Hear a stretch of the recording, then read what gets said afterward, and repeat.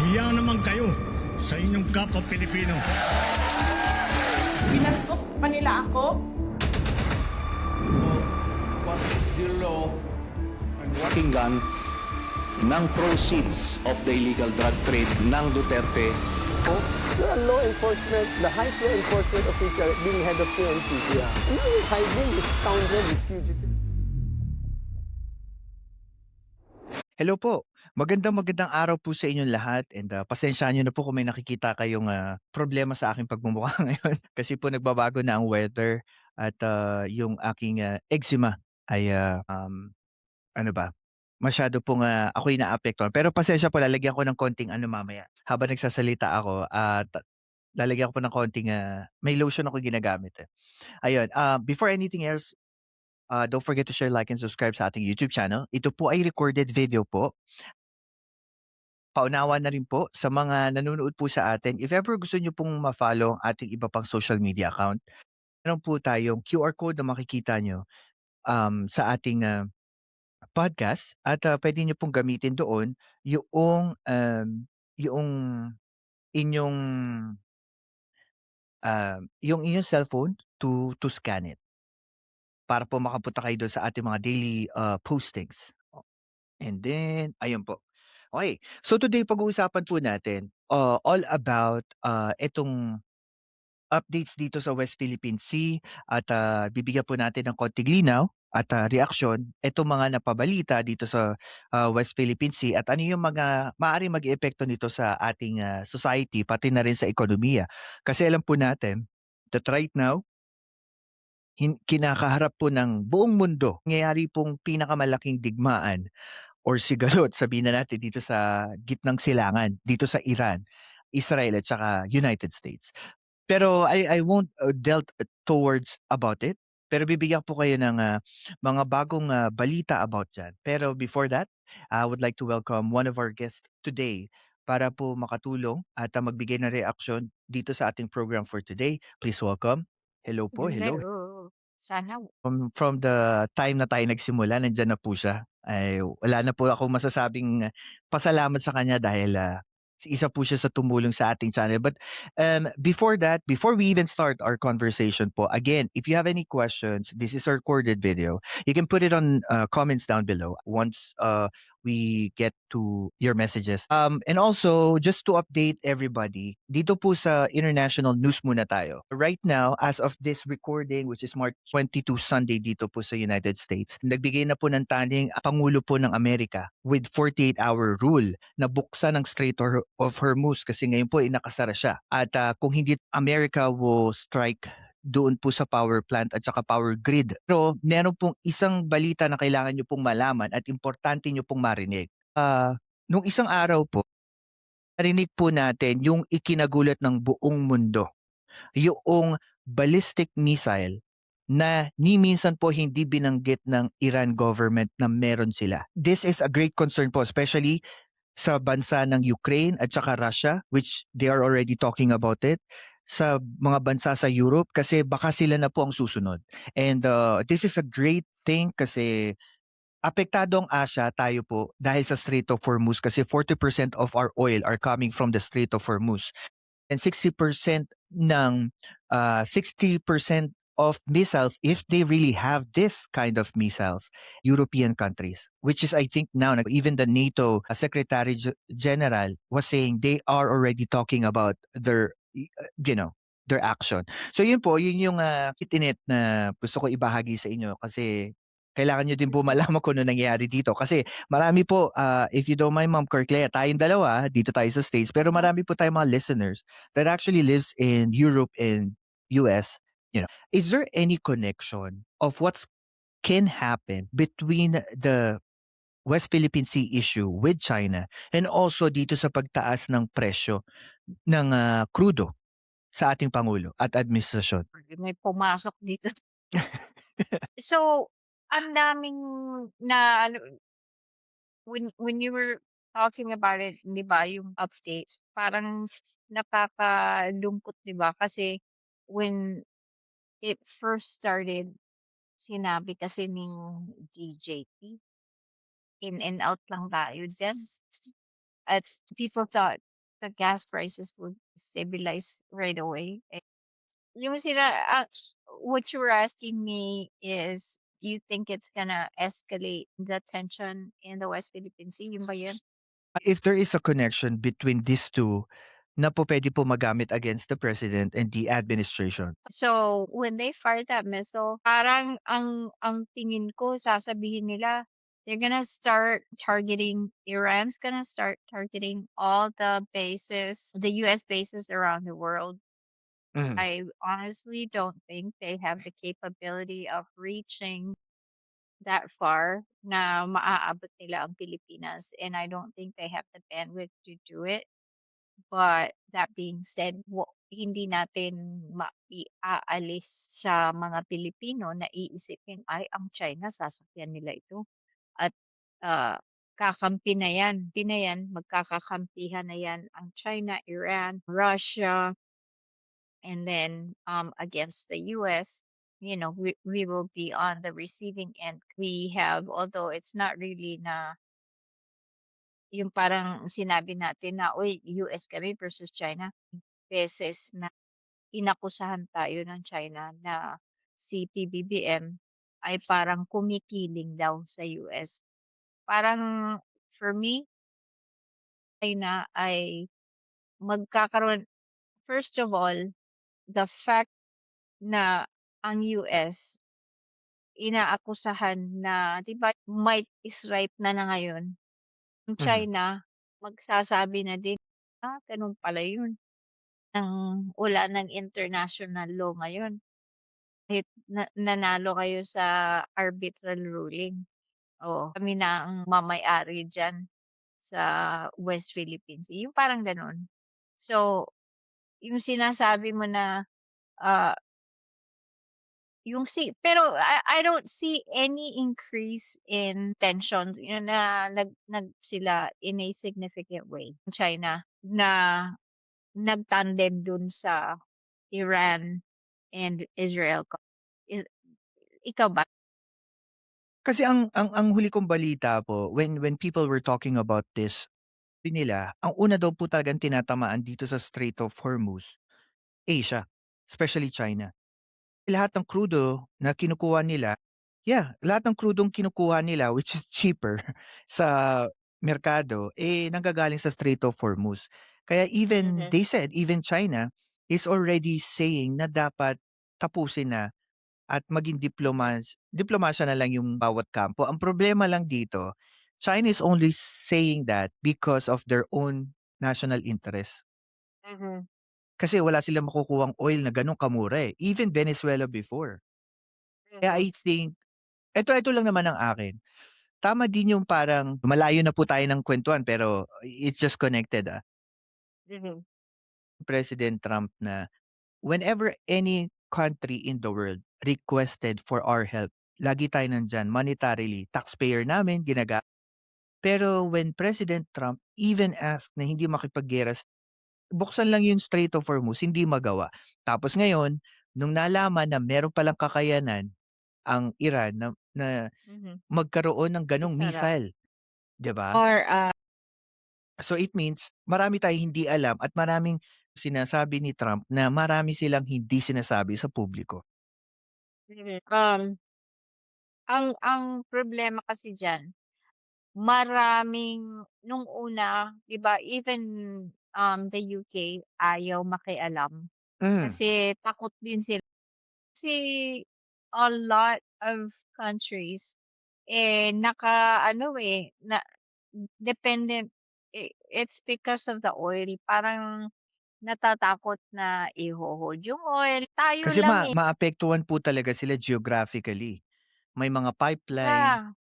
mga trade ng oil. Pero alam niyo ate, alam niyo yung pinakahuling balita yung 18 years old ata or 19 na Iranian national wrestler, pinatay po siya dahil sa pagkontinue niya sa gobyerno ng Iran. Ano yun, nanalo ata ng I think Olympic medalist, tapos parang last year nanalo siya. Dahil tinuligsa niya yung gobyerno, if I'm not mistaken pinatay siya. I forgot the real story, pero isa yun sa mga naging breaking news last week or this week. I mean, it's not surprising. Para lang China, hindi ba yung ikumpara mo dito sa amin dito. Pag alam mo, pag nagsasalita ako ng Pilipinas, sinasabi ko talaga dito like I'm in the Philippines. Ikumpara mo sa Pilipinas, natatawa ako na yung mga diehard cartoon supporter na sinasabi, inaapi ko yung aming freedom of speech. Sarap Mhm. anong anong inaapi kayo? Kung ano-ano na nga sinasabi niyo tungkol sa presidente, yung mga gano'n. Mhm. You have no idea what suppression, what oppression is sa China. I mean, even the vice president threatening the president, the first lady, and the former speaker of the house like that. Sabi ko nga, imagine mo si J.D. Vance said something like that. The FBI would swarming his house like in minutes. Sarap pagala-gala lang, nandun sa nagsho-shopping, nandun sa sahig. You know, I mean, seriously. Pero tingnan mo sa Iran, ayan, actually did not know about that. Sa China, kung merong yung mga a whiff of any kind of yung nagre-rebelde kay Xi Jinping, aba, hindi na nila makikita months later, oh, nasa na pala si General ganito. Mhm. Well, hanap niyo na po 'yan. Diyan na tayo mag-start ng topic natin, yung about sa China. Dito sa ano natin, sa issue nating lokal, 'di ba po, sa Pilipinas, nakikita natin yung aggression ng China using people from the embassy, using our Mhm. own government official to portray and relay their narrative every time.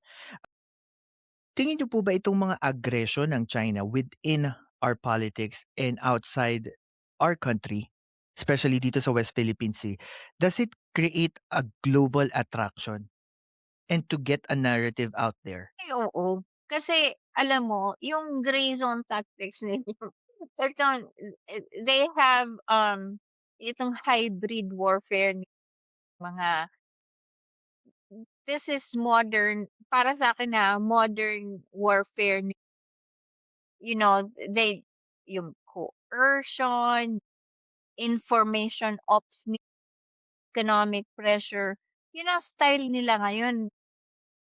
You know, parang no formal declaration of war, pero yun ang this is how they're breaking us from within. Eh, meron yung makapili natin, yung nga sabi ni Ronald Llamas na hindi naman bayong na ang suot, Ilukan. kundi peluka. Eh, sabi naman ni ni Senator Lacson, you don't even have to read what's in the Chinese embassy's website. All you have to do is listen to Senator Marcoleta. He is espousing the thoughts and ideas that are on the Chinese embassy's website. Di ba double pay na yan, Senator Marcoleta? Parang empleyado ka ng China at ng Pilipinas. Di ba? Bayad ng taxes pa yan. Bayad ka pa ng taxes sa China? Naku, Grabe. ewan ko lang sa'yo. And I think, Ma'am Carclea, no, I think a lot of people, if they watch your live podcast or your channel as a whole, kahit sa akin po, they sometimes tag our opinions based on the totality ng mga vlogs natin. Ganito ka eh, kaya mo sinasabi yan kasi ganito ka eh. Kasi ganito ka sa presidente, kasi ganito ka sa vice-presidente. Pero I think it's more of like, I think a lot of people misunderstood us. Kasi ako personally, masabi ko po, I'm a pro administration. I will never say I'm never say I'm loyalist or pro BBM. I'm pro the office of the president. Ano eh, nahalal na siya eh. He was majority, halal siya. Pero syempre, ang punto kasi natin dito eh, kung meron man tayo maibabato sa Pangulo, nasaan yung ebidensya? Hindi naman tayo bulag na parang wala ng bagay na hindi siya mali. May mali siya, pero yung iba kasi pinupukol sa kanya, it's mostly allegations eh. 'Di ba, I don't think you and I are the type that would ever condone any wrongdoing kasi si PBBM 'pag nagkamali yan like for me personally, if he appoints somebody that's outwardly and obviously very crooked, I would say something. If he does something that's not good, like when he was saying in the beginning, he was saying, wag yang impeachment. I called him out and I said, that is not for you to say because there is a separation of powers and you have nothing to do with the impeachment process. So, and sinabi STFU, but, stay out of it. Kung people cannot say that you are already on leaning towards one party. Kumbaga, nandun ka pa rin sa based on the issue itself. Yeah.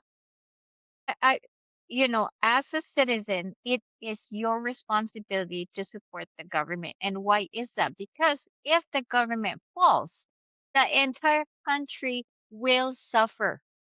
Kahit kayong mga diehard cartoon supporter, sasuffer din kayo pag hindi nagtagumpay o hindi nyo ba alam yun. Kasi ito yung sinasabi ko, okay lang maging tanga, okay lang maging bobo, pero wag ipagsabay ang maging tanga at bobo. At pag naging tanga at bobo, wag araw-arawin. Yun ang sinasabi ko. Paminsan-minsan, Ma- wag naman araw-araw. Oo. At kung pwede, wag sabay-sabayin. Oh, that's what I'm saying. Do not wish for the president to fail because if the president fails, the whole country suffers. And you are part of that country, dumbass. Diba? Tama. I think, Mama, tayo ng konti sa topic natin. There were this issue coming from, alam naman natin, mga nangyari sa government officials natin.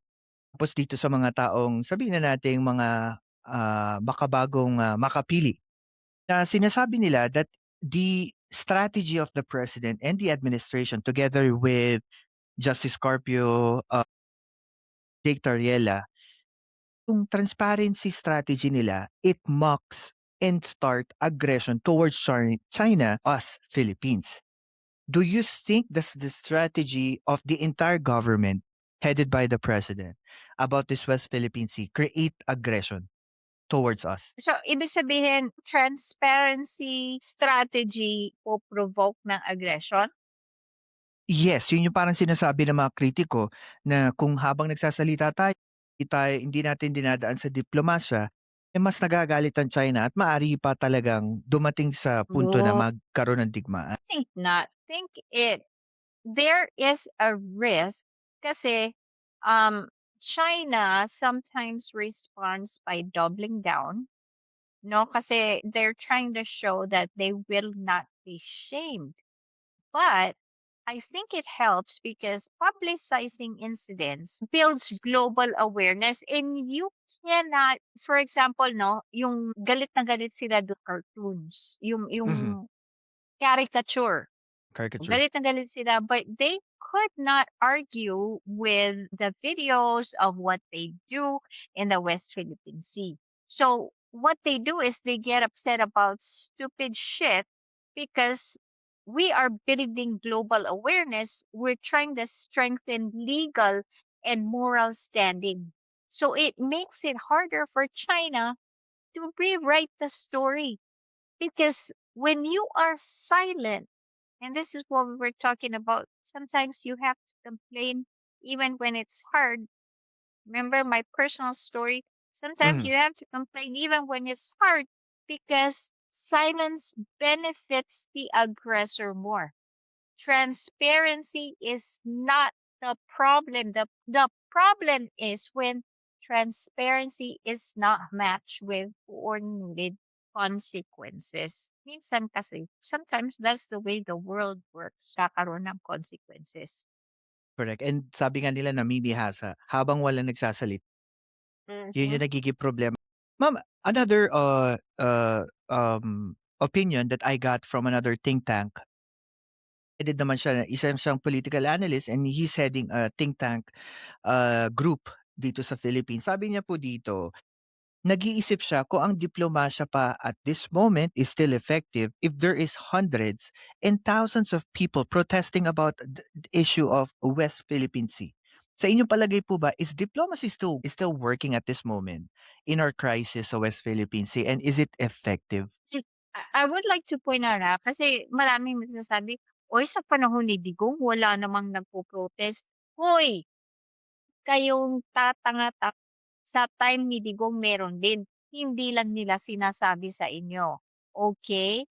Si Digong, hindi niya sinabi kasi gusto niyang ipalabas na ang mga China at taga-China ay kaibigan natin, pero marami din silang protest. Inuut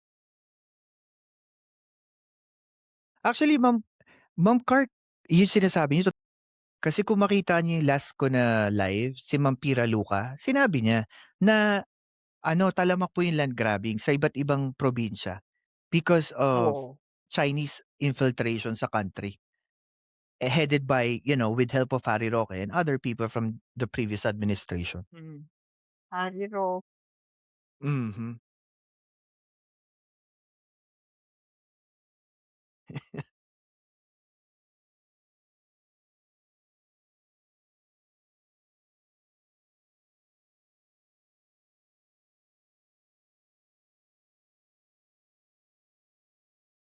Do you think that Philippines should still escalate yung issue or should maintain restraint?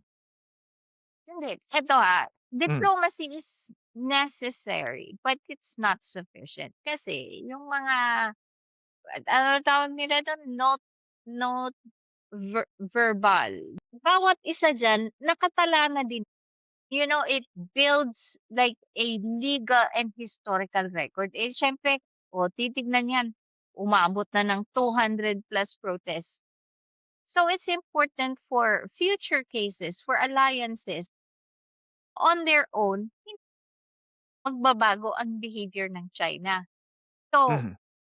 diplomacy will only bite when it's paired with security cooperation, with economic measures, when it's coordinated with messaging with allies and partners. Kaya nga, si PBBM is working hard to build alliances. Di ba? Gibo, Teodoro, pati yung ating Navy, Coast Guard, we're working hard to have military drills with other countries kasi gusto natin ipakita sa China, uy, meron na kaming mga friends. Oo. So diplomacy still matters, but as one tool in a larger strategy. We 'di ba anong sabi ni PBBM?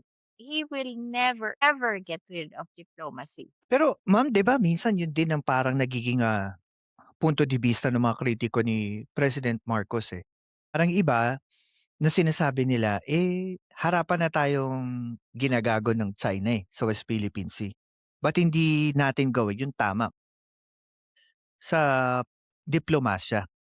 Parang sinasabi nila because of this, nakikita natin yung kahinaan ni President Bongbong sa international scene dahil hindi siya nagpapakita ng ng parang strength niya tulad nung ginawa daw ng Indonesia na binomba rin nila pabalik ng tubig yung barko ng China. Malaysia did that too when they were restrained para mag-explore ng island nila, ng oil exploration ng China pero they still do it. I think isa ito, ako personally, wi for President Marcos to improve yung personal ano niya, yung, international, affects niya sa West Philippine Sea. Parang nakikita ko lang si Tariela lang mostly talaga yung matinding bumanat sa China pero I don't hear too much from the president. Ano pong tingin niyo diyan? I think it's also because of his personality na Hmm, 'pag bigla siyang nag-astig-astigan, it's not gonna sound genuine. hmm. People are gonna say it's gonna sound Wala sa fake persona because niya. yeah, because naalala mo ba yung this is something I'm never ever gonna forget. There was an interview with nung tinatanong si Digong kasi he was saying na yung the one after the first time I think na he said in a Davao um rally na siya, "Sinabi mo ba yun?" Sabi niya, "Ay, makapatay ng langaw yan." I'll never ever forget that for somebody that was trying to destroy him politically, and yet saying that he was the kindest person that he had ever met. I mean, in everybody that says kahit yung mga nagsasabing addict siya, they will never um backtrack on the fact that he's a kind man. For you to say na, oh, magiging mag-astig-astig siya, I don't think that's gonna work because that's really not in his character. That's why they hired Yusek Clary.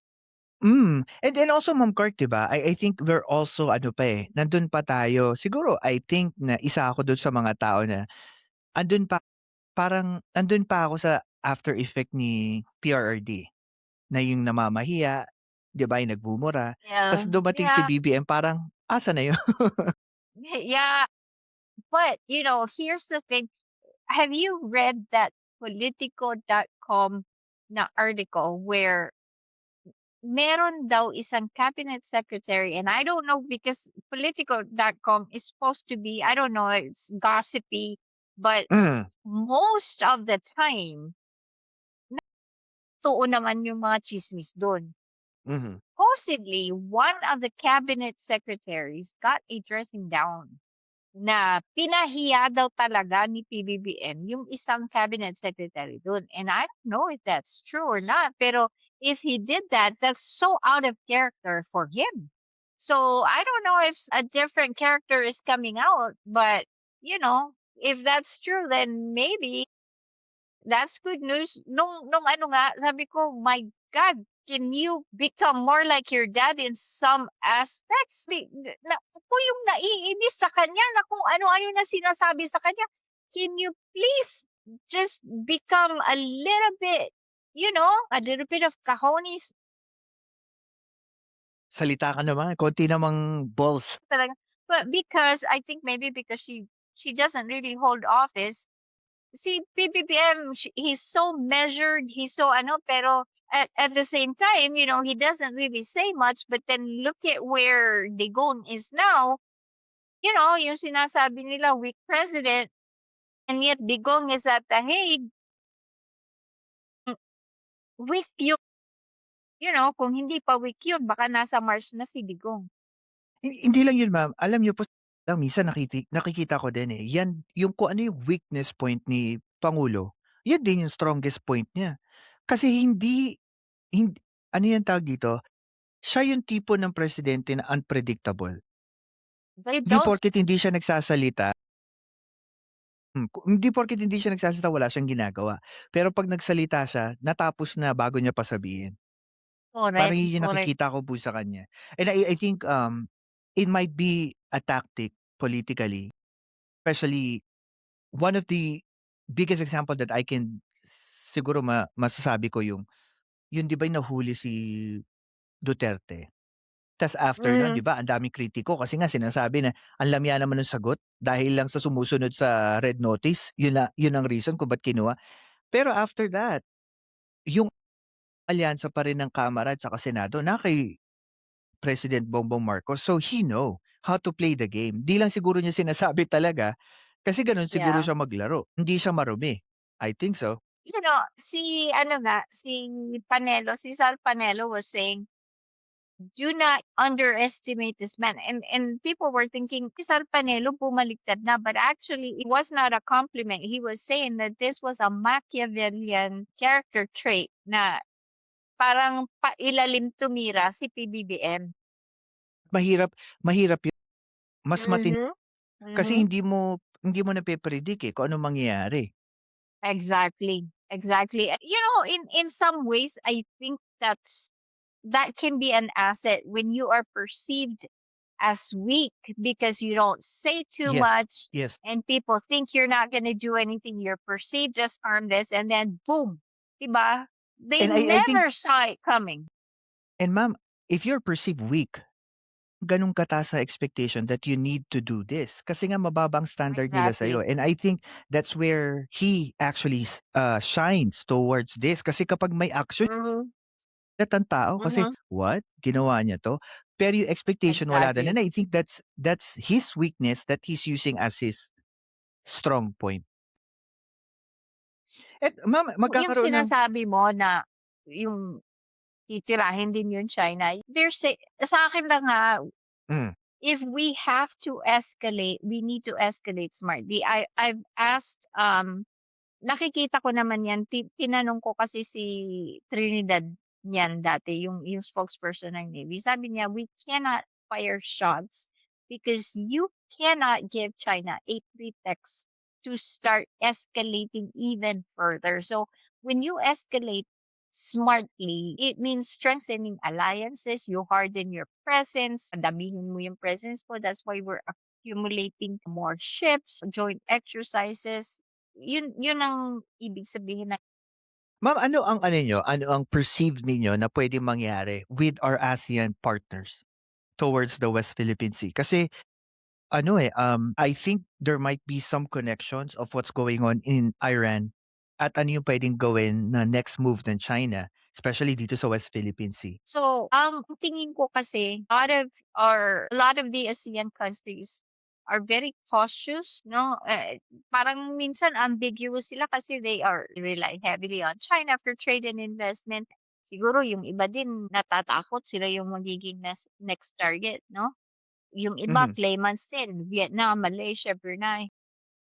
So, a consensus is kind of difficult to get. So, you don't get hard commitments. So, ang tingin ko lang mahihirapan tayo. Kaya lang, if we're all on the same boat na kailangan ng cheaper gas, I think everybody, even China is saying na the Strait of Hormuz needs to be opened up. Hindi Mhm. ba? So, I think everybody's gonna support the end of the Iran-Israel conflict soon. Yun ang tingin ko. Now, everybody's gonna start supporting that.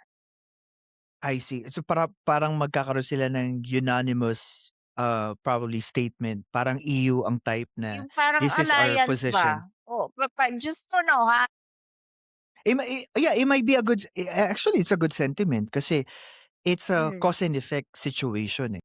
May giyera na hindi naman tayo kasali, for instance, sa Pilipinas. Pero apektado tayo sa ibang bagay na mas malaki ang resulta diretso sa sikmura ng tao. Mataas ang krudo, mataas ang bilihin, kahit anong gawin mo diyang tipid at ipon, talagang walang matitira. And I think this is a very valid opinion towards dito sa issue na 'to. Alam naman po natin, Ma'am Cart, na this year, Philippines will head the ASEAN Summit and there might be some biggest and prominent names coming in. Donald Trump, Russian President Putin, Chinese President, and also the Japanese Prime Minister will, I've heard, gonna come over dahil nga sa issue nila din sa China. What do you think would be the biggest priority dito naman with regards to West Philippines Sea? Ang tingin yung ipupush ni narrative ng ating Pangulo dito sa ating mga delegates?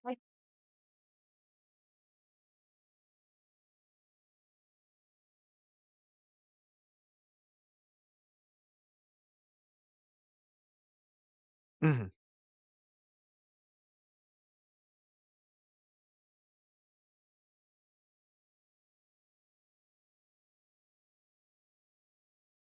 mhm.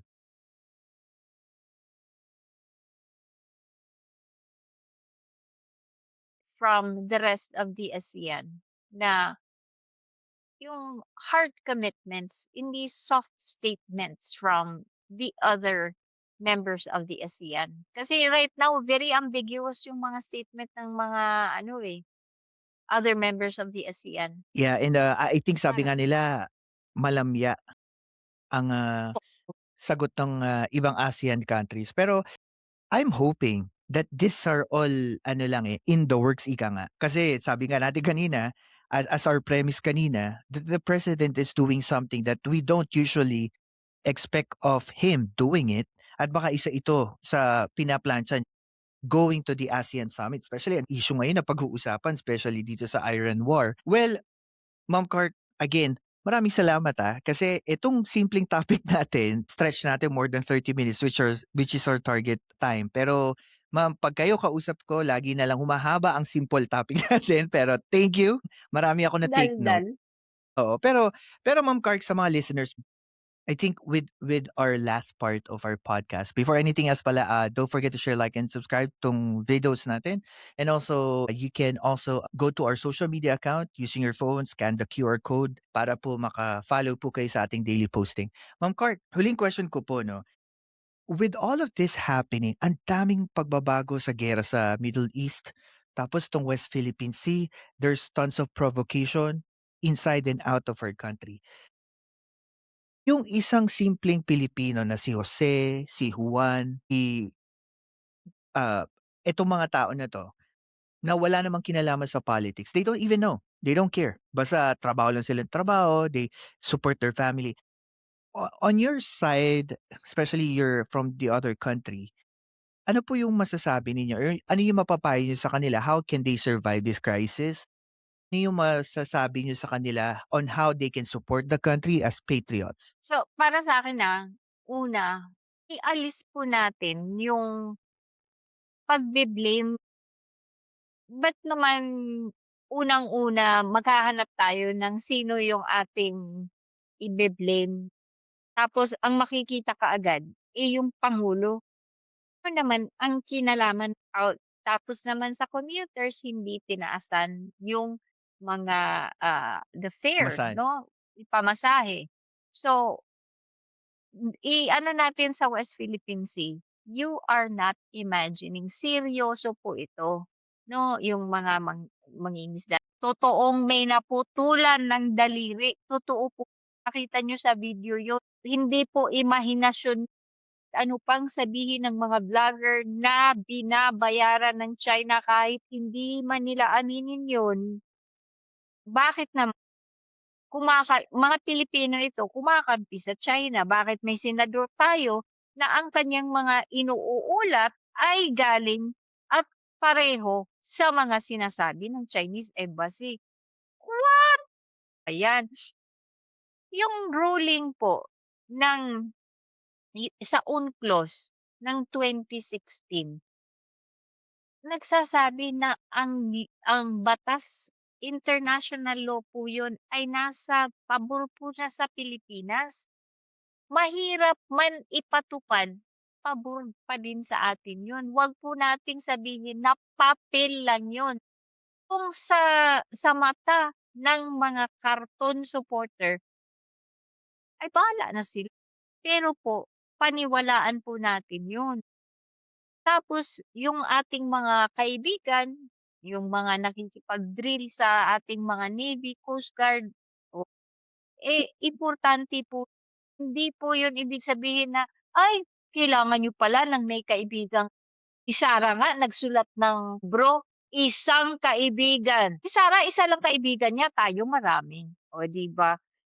Tapos, this is going to be a long game. Hindi ito matatapos ng isang araw lang. So, maging matatag tayo, di ba? Most of all, civic pressure matters. Importante po na taong bayan kung sino. Ayan, 'di ba? Kaya gustong-gusto ko talaga marinig yung opinion ni Ma'am Clark sa mga ganyan kasi yung passion niya at, yung kanyang dedication sa political issue natin dito sa bansa, eh, talaga na na-express niya in a way na madaling sabihin na natin na madaling makaapekto sa ordinaryong tao, 'di ba? Hindi mo na kailangang i-ChatGPT kung talagang ramdam na ramdam mo yun. And, I think, sa lahat po ng mga nakikinig, at, nanonood nitong recorded video, maraming salamat po sa inyong support. I think, dito po sa napag-usapan natin, marami tayong nakita, marami tayong narinig at natutunan. And I think this is something na dapat natin pinag-uusapan at hindi natin 'to dapat tinatago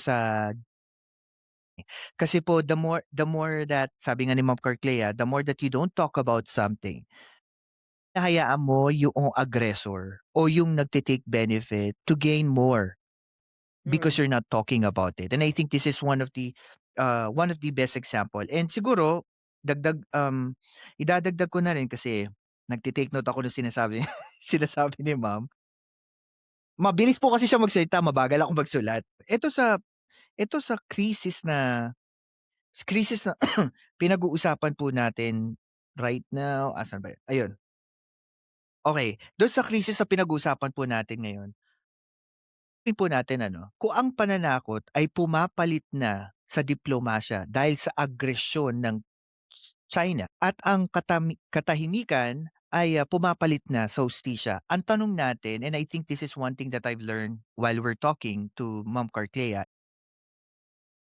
hindi na iba sa atin ang salitang kaguluhan o giyera.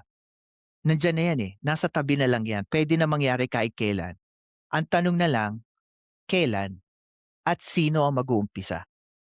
That's for you listeners to think about it and to know. Kasi meron na ho tayong giyera sa loob pa. Minsan, I never even thought na pagdedebatehan ng isang senador at isang former justice teritoryo ng bansa na naisabatas na. Yun po ay isang halimbawa ng isang gerang pangbansa. Parang hindi mo alam kung anong totoo, 'di ba? Which is dapat alam mo na 'yan. And, I think sana po 'wag po tayong mapagod na pag-usapan itong mga issue na 'to dahil marami po, kahit kami mga Pilipino sa ibang bansa, we still support what the government is doing and what our country is doing for our citizens. 'Yun, so yun po, maraming salamat po Ma'am Carclea. I'll send you the link for our, live. Maraming salamat po sa ating mga listeners. Ma'am Carclea, thank you po and, thank you and, God first.